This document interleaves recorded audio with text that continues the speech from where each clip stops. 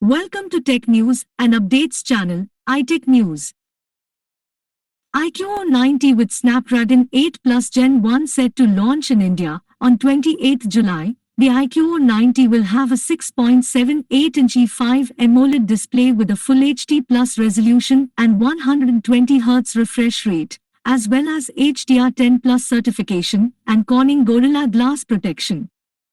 It will be driven by a Qualcomm Snapdragon 8 Plus Gen 1 SoC with either 8GB or 12GB of LPDDR5 RAM and either 128GB or 256GB of native UFS 3.1 storage. In terms of the cameras, they will include a triple camera configuration consisting of a 12MP telephoto lens, a 13MP ultrawide lens, and a 50MP Samsung GN5 primary lens. The device will include a 4700 mAh battery with 120-watt fast charging support.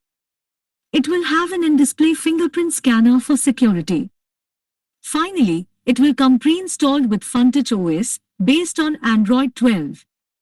The smartphone is expected to be priced below 60,000 rupees. Please subscribe to our channel for more tech news and updates. Please like, share and subscribe.